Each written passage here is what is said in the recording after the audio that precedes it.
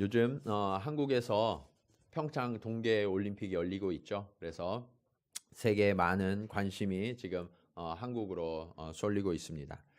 그런데 이 한국의 평창 올림픽에서 가장 주목받고 있는 팀 중에 하나가 어떤 팀이냐면 한국 그 여자 컬링 국가대표팀입니다.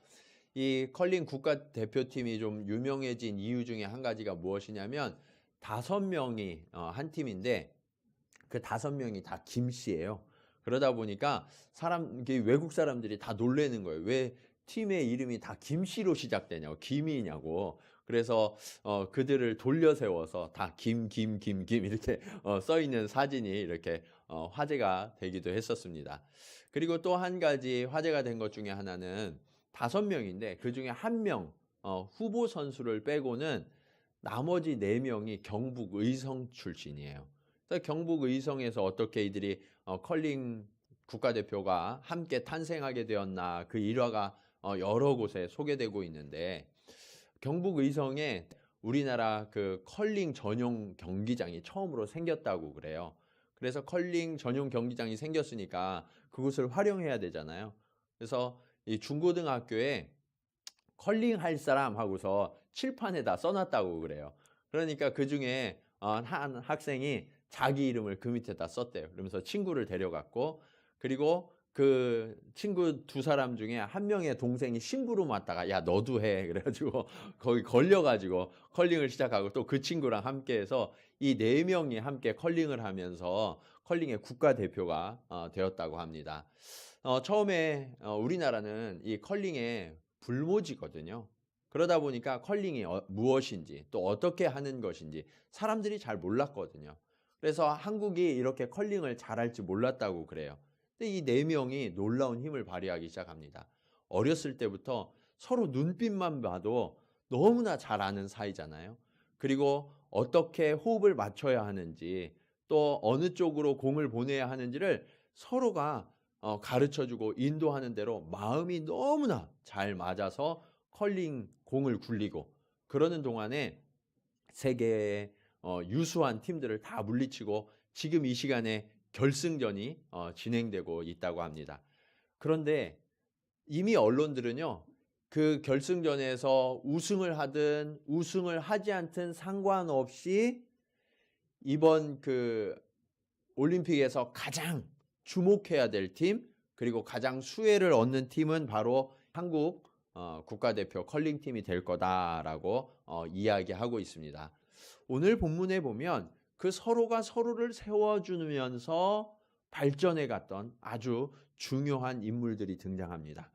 그 사람들의 이름이 바로 엘리야와 엘리사입니다. 특별히 이 엘리야와 엘리사는 북이스라엘, 그리고 이스라엘 역사 전체를 통틀어서 가장 위대한 선지자 2명에 꼽힙니다. 뿐만 아니라 이스라엘이 가장 영적으로 타락했던 시대, 아합과 이세벨이 다스리던 그 시대의 선지자가 바로 이 엘리야와 엘리사였어요. 그런데 이 2사람이 등장함에 의해서 이스라엘이 타락하고 부패했던 그러한 영적 상황이 갑자기 하나님 중심의 신앙으로 바뀌어지게 됩니다. 영적 지형이 완전히 바뀌게 되고 시대가 변화하게 되었던 거예요. 여러분, 이렇게 하나님의 사람이 탄생되어지면요, 그 시대가 변하게 됩니다. 하나님은 지금 저와 여러분에게도 동일하게 기대하고 계세요. 저와 여러분의 삶을 통하여서, 하나님께 충성하는 그 헌신을 통하여서 하나님은 이 시대가 변화되기를 기대하고 계심을 믿으시기 바랍니다. 우리는 어떻게 하면 그렇게 이 시대를 변화시키는, 그리고 우리의 삶을 변화시키는 크리스찬이 될 수 있을 것인가? 오늘 말씀을 통하여서 함께 은혜를 누리고자 합니다. 첫 번째로 우리는 행동하는 신앙인이 되어야 합니다. 여러분, 오늘 말씀을 보면 신앙생활을 하는데 아는 것과, 그리고 우리가 입으로 말하는 것, 그리고 눈으로 보는 것, 그리고 더 나아가서 행동하는 것, 이렇게 4가지의 신앙의 단계가 있다라고 말씀하고 있어요. 오늘 본문을 보면 선지자의 제자들이 있습니다. 이들도 선지자들이에요. 이 선지자들이 베델에도 있었고 여리고에도 있었다라고 이야기합니다. 그런데 이 베델에 있는 선지자의 제자들 그리고 여리고에 있는 선지자의 제자들이 엘리야와 엘리사를 만나서 특별히 엘리사에게 한결같이 하는 말이 있어요. 그게 뭐냐면 여호와께서 오늘 당신의 선생을 당신의 머리 위로 데려가실 줄을 아시나이까? 라는 이야기예요. 여러분, 이 이야기를 한다라는 것은 무엇을 이야기하냐면 엘리야가 오늘 하나님의 부르심을 받는다는 거예요. 쉽게 말하면 오늘 엘리야가 죽는다는 얘기예요. 그것을 이들이 어떻게 알았냐면 성령의 감동하심을 따라서 이 선지자의 제자들이 오늘 드디어 엘리야를 하나님께서 불러 올리신다라는 사실을 알고 있었다라는 거예요. 그들은 알고 있었어요. 그런데 문제는 뭐냐면 알기만 했다. 알기만.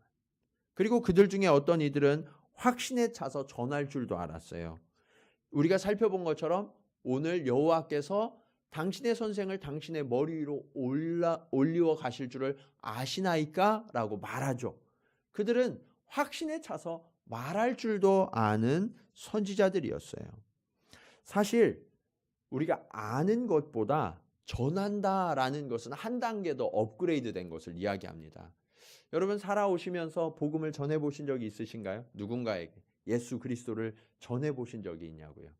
예수 그리스도를 전하려고 그러면 내가 분명한 확신이 있을 때만 전할 수 있게 돼요. 이 선지자의 제자들은 알았을 뿐만 아니라 확신에 차서 전할 수도 있는 사람들이었어요. 그리고 또 그들보다 한 단계 더 나아갔던 사람이 오늘 본문 7절에 소개되고 있습니다. 7절에 보면 이렇게 말씀하고 있죠. 선지자의 제자 50명이 가서 멀리 서서 바라보매 그 두 사람이 요단가에 서 있더니 라고 말씀하고 있어요. 제자 50명은요. 이제 함께 가서 바라보았다라고까지 이야기하고 있어요. 그들은 알았을 뿐만 아니라 입술로 전하기도 하고요. 가서 직접 현장에서 보면서 경험했던 사람들이에요. 여러분, 말씀이 여러분의 삶 가운데 이루어지길 원하시죠? 예. 여러분의 삶 가운데 말씀이 살아서 역동하고 그것이 내 삶에 응답되어지고 역사되어진다면 우리는 너무나 놀라고 감동할 거예요. 얼마나 기쁜 일일까요? 그런데 문제가 하나 있어요. 그게 뭐냐면 이들의 한계가 거기까지다라는 거예요. 예. 알고 그리고 입으로 말할 줄 알고 가서 볼 줄도 알았어요. 경험할 줄도 알았어요. 그런데 거기에서 그만 멈추고 말았던 거예요. 여러분, 이들은요, 믿음이 있었어요. 확신이 있었어요. 그리고 함께 참여하려고 하는 열정도 있었어요. 그래서 직접 목격하고 경험도 했어요. 그런데 거기에서 그만 멈춰버리고 말았던 거예요. 그들이 왜 성령의 감동하심을 입어서 그 놀라운 사실을 알게 되었는지, 그리고 그것이 확신으로 믿어져서 그것을 엘리사에게 말하게 되었는지, 뿐만 아니라 엘리야와 엘리사, 위대한 선지자 두 사람이 걸어가는 그 길을 함께 따라가기도 했었는지 그들이 알았어야 했는데 그것을 깨닫지 못하고 그냥 거기에서 멈춰버리고 말았다라는 거예요. 여러분 오늘 도쿄올림픽이 있죠? 예, 올림픽은 몇 킬로예요? 마라톤. 예, 도쿄 마라톤은 몇 킬로예요? 예, 42.19km. 이것이 보통 사람은 뛸 수 없는 거리거든요. 정말 그렇게 긴 거리를 달려가는데 결승선이 저 앞에 있어요. 그런데 결승선 1m 앞에서 한 선수가 멈춰서 들어가지를 않는다. 그러면 그는 완주한 거예요? 완주하지 못한 거예요? 완주하지 못한 거예요. 아무리 31.194m를 달려왔다 할지라도 마지막 그 한 발걸음을 떼지 않으면 그는 완주한 게 못 되고 말아요. 그런데 그런 이상한 일이 우리의 신앙 가운데 일어나고 있다라는 거예요. 열심히 달려왔는데, 열심히 헌신하고 열심히 무언가를 노력했는데 끝까지 따라가지 않고 그냥 중간에 멈춰버리는 신앙인들이 있다라는 거예요. 오늘 이 본문의 선지자의 생도들이 그랬어요. 그들이 엘리야를 열심히 따라가고 배웠던 선지 생도들이거든요. 그런데 그들은 그만 거기에서 멈추고 말았어요. 여러분, 믿음은 명사가 아니에요. 믿음은 동사예요. 믿음은 행동할 때 내가 믿어지는 거고 그것이 내 삶의 역사로 이루어지는 거예요. 아는 믿음은 추상적이에요. 그런데 행하는 믿음은 구체적이고 실천적이에요. 그렇기 때문에 여러분, 아는 믿음에 멈추면 안 되고 어떤 믿음이 되어야 할까요? 행하는 믿음이 돼요. 행하는 믿음. 여러분, 우리가 오늘 성경도 바꿨는데 성경은요, 눈으로 보라고 인쇄된 게 아니에요. 이 성경은 행하라고. 이것을 알면, 보았으면, 들었으면 이대로 행하라고 저와 여러분에게 주어진 것임을 믿으시기 바랍니다. 그것이 진짜 믿음이에요. 그것이 진짜 믿음. 말씀은 우리 삶 속에서 목격되고 경험되어질 때 그 말씀이 살아서 역동하는 거예요. 말씀에 대해서 성경은 스스로 증언하기를 좌우에 날선 검과 같다라고 말씀하고 있어요. 그 말씀의 예리한 그 검기에 우리의 삶을 부딪힐 때 우리의 모든 옛사람이 깨어지고 부서져서 주님을 따라가게 되는 거예요. 그런데 문제는 뭐냐면 이 말씀을 대하면서 이 말씀을 그대로 믿고 실천하는 신앙인들을 만나기가 참 어렵다는 거예요. 여러분, 목사님, 제가 다 알아요. 그 말씀 저도 다 알아요. 그런데 거기까지예요. 아는데 그것을 행하지 않고 그 앞에서 그만 멈춰버리고 만다는 거예요. 이것이 저와 여러분의 솔직한 문제가 아닙니까? 아는 것은 하나도 중요하지 않아요. 진짜 중요한 것은 그 말씀을 들었다면, 알았다면, 깨달았다면, 보았다면 이제 그 말씀이 내 삶 가운데 적용되어지고 실천되어져야 한다라는 거예요.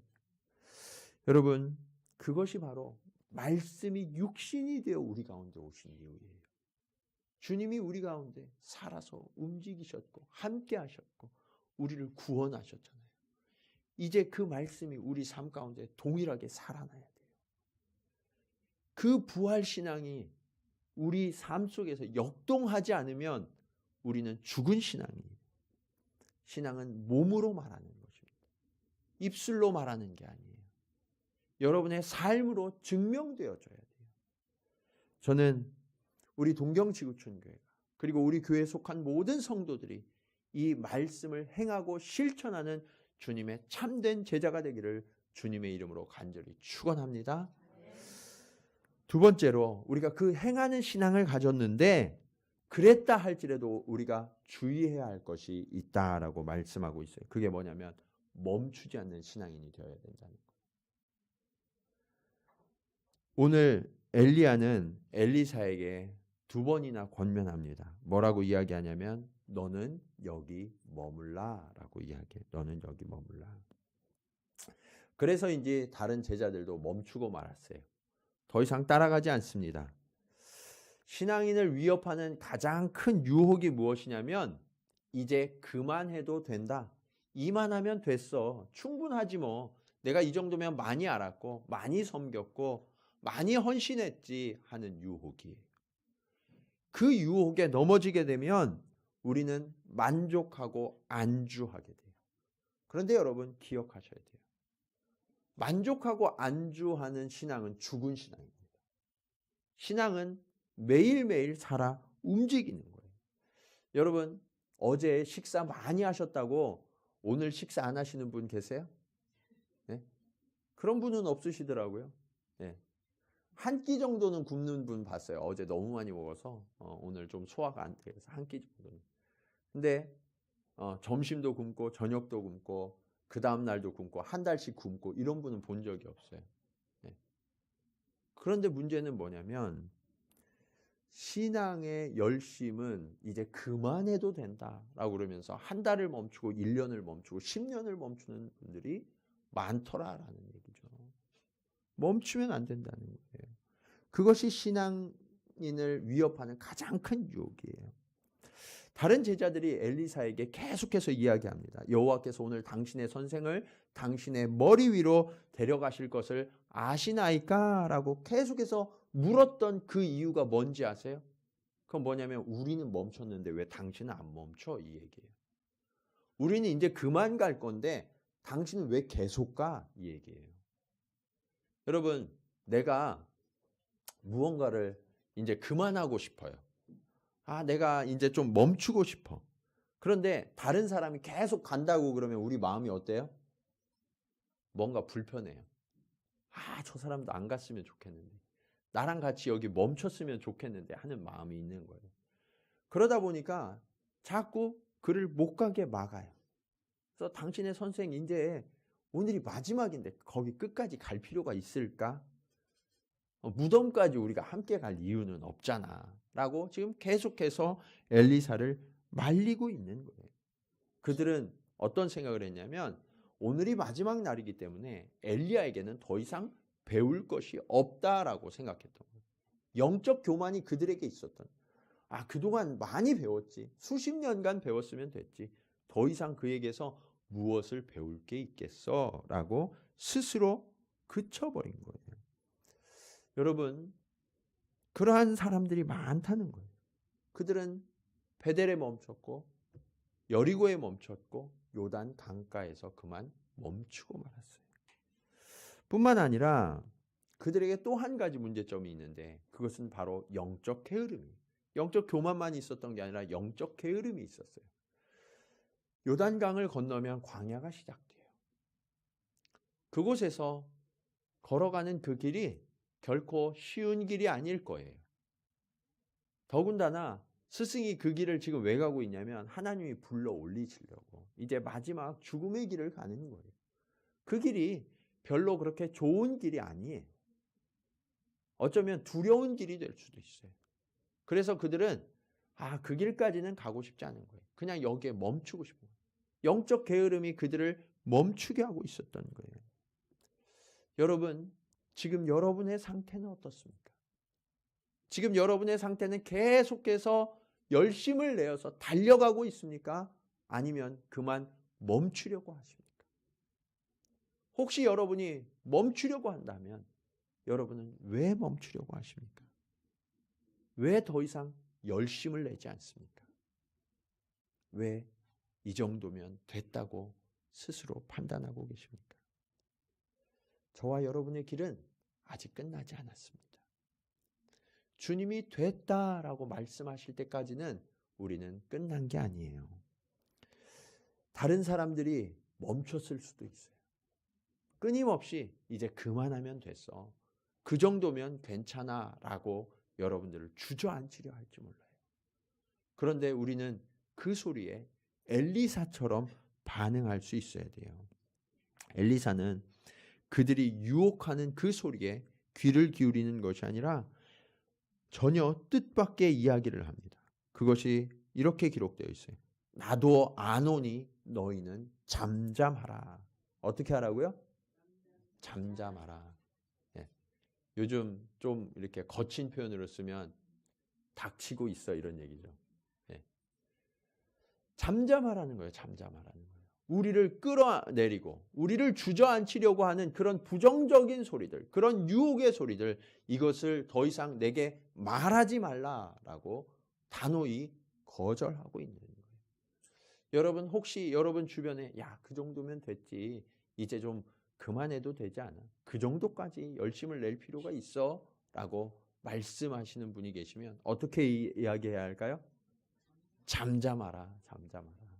우리가 그렇게 단호히 거절할 수 있어야 된다는 거예요. 엘리사는 그렇게 말하고 결코 멈추지 않았어요.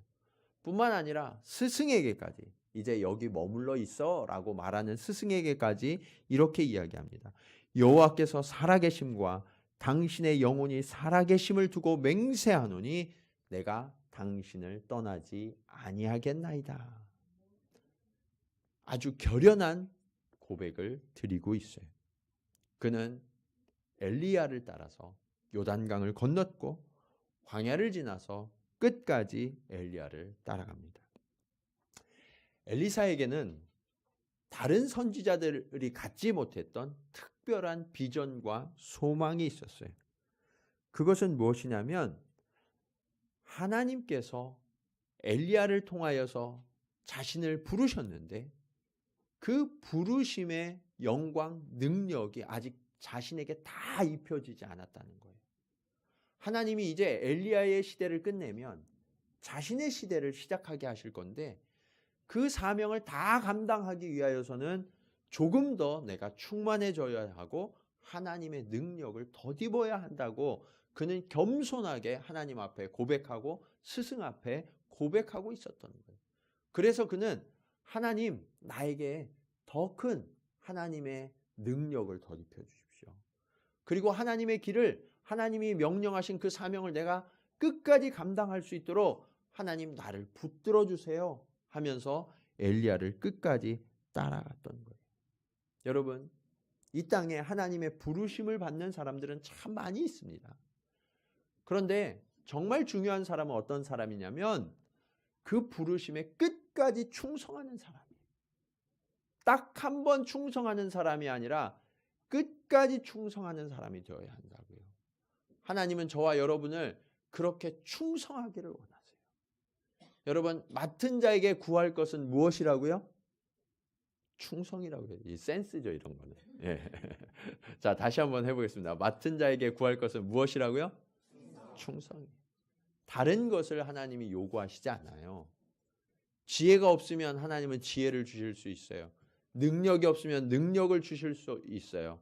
환경이 문제가 되면 그 환경을 바꾸어 주실 수 있어요. 그런데 하나님이 딱 한 가지 저와 여러분에게 요구하시는 게 있다고요. 그게 뭐예요? 충성이에요. 충성. 하나님께서는 충성하는 자를 통해서 역사하시는 거예요. 엘리사에게는 이 엘리야와 함께하는 시간이 충성을 완성하는 시간이 되었어요. 그리고 그것이 자신을 훈련시키는 마지막 최고의 훈련이 되었어요. 하나님께서 자신에게 맡기신 그 사명을 제대로 이루기 위하여서 하나님이 엘리야에게 부어주시는 그 지혜, 그 능력이 자신에게 덧입혀지는 그 순간까지 그는 멈추지 아니하고 포기하지 아니하고 끝까지 따라갔던 거예요. 그것이 오늘 말씀의 마지막 교훈으로 이어져요. 오늘 마지막 교훈은 모범을 따라가는 신앙인이 되어야 한다라는 거예요. 신앙인들의 가장 큰 위험 중에 하나가 뭐냐면 혼자 있는 거예요. 혼자 있는 거. 혼자 있으면 우리는 영적으로 교만해져요. 내가 가장 잘할 수 있다고 생각되어지는 그 순간이 어떤 순간이냐면 교만하는 순간. 교만이 내 속에 찾아와서 그 죄악의 씨앗을 뿌리는 순간이 내가 혼자서도 할 수 있어. 저 정도쯤이야 라고 판단하는 시간이라는 거예요. 여러분, 우리는 항상 모델을 통해서 배워야 돼요. 엘리야를 통해서 엘리사가 배웠듯이 하나님께서는 우리 주변의 사람들을 우리에게 허락하신 이유가 있어요. 그것은 무엇이냐면 서로 보고 배우라고.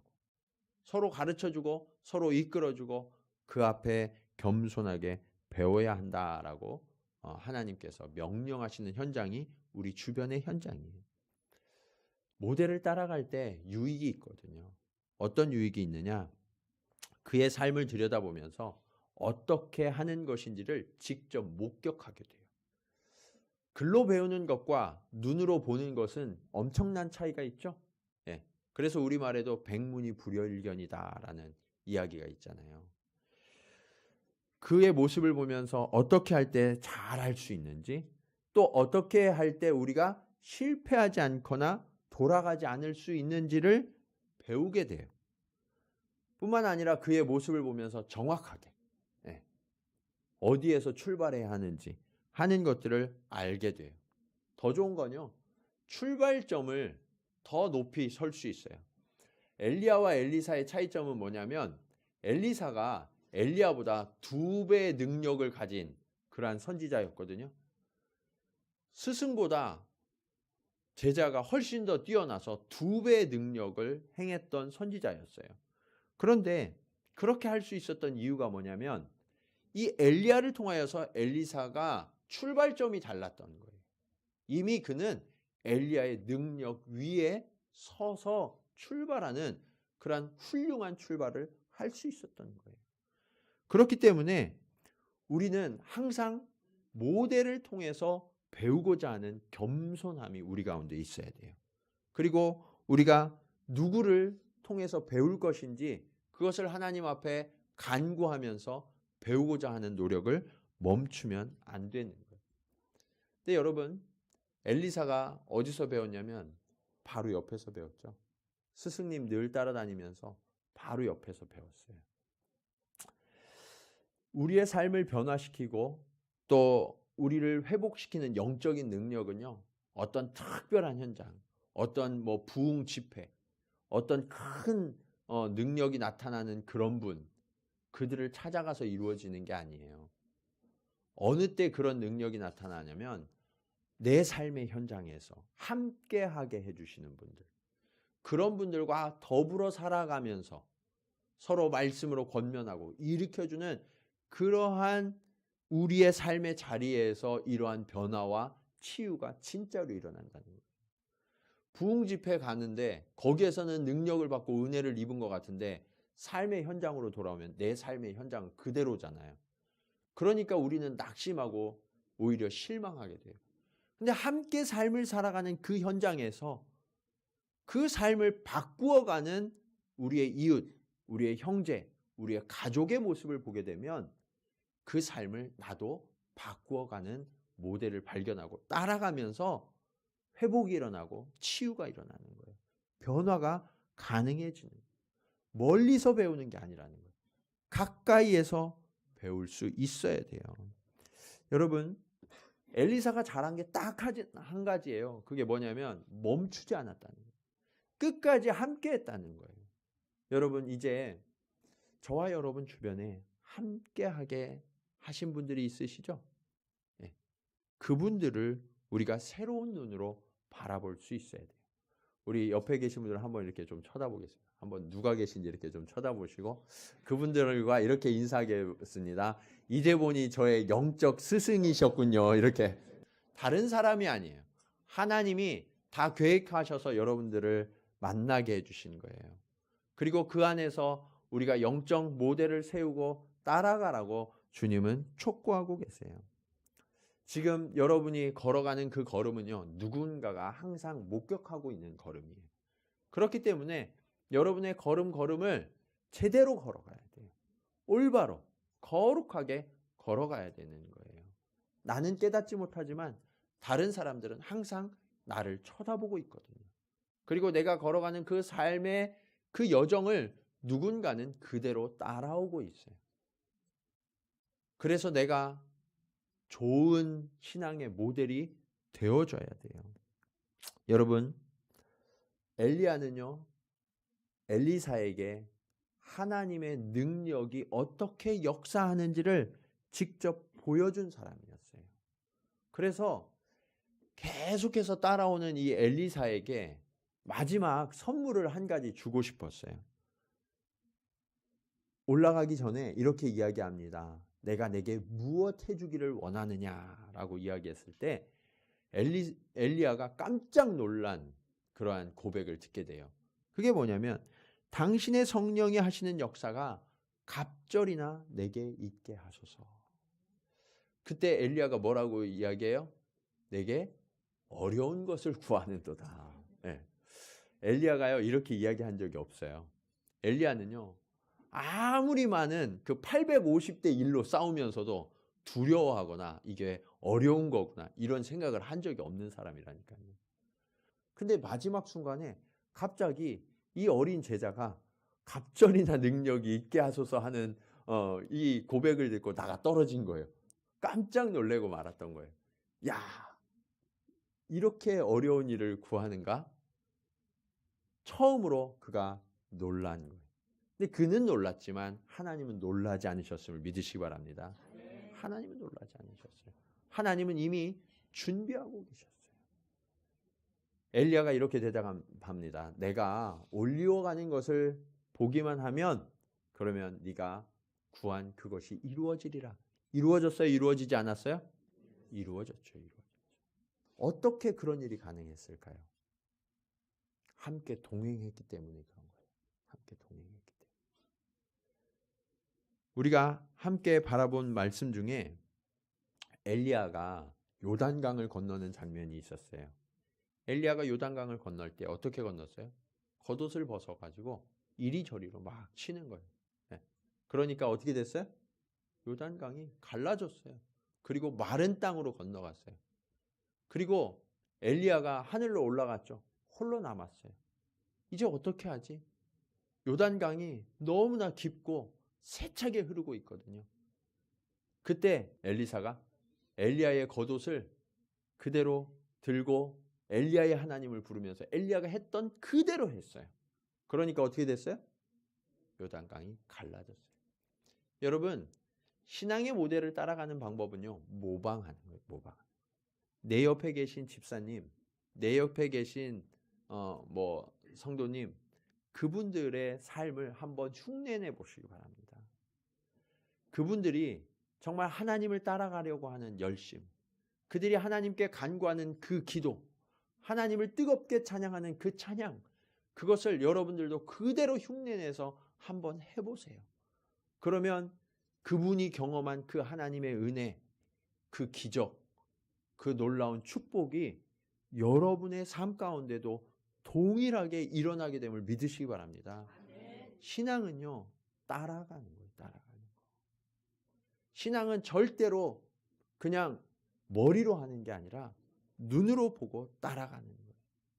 그래서 우리 교회가 이제 서로의 삶을 들여다볼 수 있는 그런 목장교회 구조로 전환하고 있는 거예요.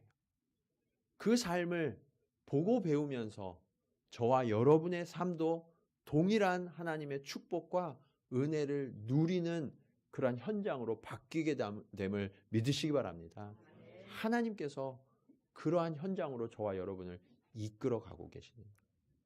멈추지 마세요. 이 정도면 됐지. 그렇게까지 할 필요는 없어. 누군가가 그렇게 이야기할지 몰라요. 어쩌면 내 속에서 그런 소리가 올라올지 몰라요. 바로 그때 우리는 엘리사처럼 잠잠하라, 거절할 수 있고, 그리고 끝까지 함께 동행하는 방식을 선택해야 합니다. 신앙의 여정은 끝까지 동행하는 거예요. 무엇보다도 예수 그리스도께서 저와 여러분의 삶에 동행해 주실 것입니다. 그 친구 되신 주님, 그 주님께서 저와 여러분의 삶에 함께 걸어가시면서 저와 여러분을 이끌어주고 계세요. 그리고 내 친구가, 우리 집사님이 그렇게 하나님과 동행하시는 그런 아름다운 모습을 보면서 우리도 엘리사가 엘리야를 향하여 품었던 그러한 비전, 그러한 열정, 이것을 다시 회복할 수 있어야 합니다. 이제 여러분의 엘리야를 한번 찾아보시기 바라요. 여러분의 엘리야는 누구입니까? 만약 목사님, 제게는 엘리야는 없는 것 같아요, 이렇게 생각하시면 어쩌면 내가 영적인 교만이나 영적 게으름에 빠져 있을 수 있어요. 하나님께서는 누구에게나 영적인 엘리야를 허락해 주십니다. 때로는 내 옆에 있는 지체가 나보다 더 많이 알고 더 많은 신앙의 경륜을 가지신 분이 있을 수 있어요. 그러면 당연히 배워야죠. 그런데 문제는 나보다 신앙의 경륜도 어리고 또 많은 것들을 배우지 못한 분일 수도 있어요. 그러면 그분에게서 우리는 인내하는 법과 이해하는 법을 배울 수 있게 될 거예요. 여러분 주변을 하나님은 엘리야로 채우십니다. 다만 우리의 시선이 선지생도의 시선처럼 이제 하나님이 그를 불리어 올라가실 거라고, 더 이상 배울 게 없다고, 우리는 멈춰야 한다고, 그렇게 하는 시선을 거두고 엘리사처럼 끝까지 함께하는 시선을 가지고 그들과 함께하고 내가 더 배우려고 한다면 하나님께서는 저와 여러분의 삶 가운데 놀라운 은혜의 현장, 또 하나님이 기적을 베풀어 주시는 그러한 현장으로 바꾸어 주셔서 우리를 이끌어 주시고 변화시켜 주시고 그 옷을 덧입혀 주실 것입니다. 엘리사는 엘리야가 올라가는 현장에서 한 가지를 얻어요. 그것을 보았을 뿐만 아니라 엘리야의 옷을 입게 됩니다. 그 엘리야의 옷이 떨어지면서 자신의 겉옷은 찢고 엘리야의 옷을 덧입어요. 덧입는다 하는 것은 그 사람의 흔적을 갖는 거예요. 이제 여러분은 서로의 옷을 덧입혀주는 존재가 되는 것입니다. 그렇게 할 때 엘리야의 능력이 엘리사에 임했던 것처럼 저와 여러분의 삶 가운데에도 서로의 능력이 덧입혀져서 아름다운 시너지를 이루는 공동체로 하나님께서 저와 여러분을 바꾸어 가실 것입니다. 제가 처음에 컬링 대표팀의 이야기를 했어요. 그들이 그렇게 할 수 있었던 이유는 서로에 대한 완전한 신뢰, 그리고 서로가 운명의 공동체라는 의식이 있었기 때문에 그래요. 우리는 그들보다도 더 분명한 의식이 한 가지 있어야 합니다. 그것이 무엇이냐면 예수 그리스도의 은혜로 말미암아서 묶여진 공동체라는 의식이에요.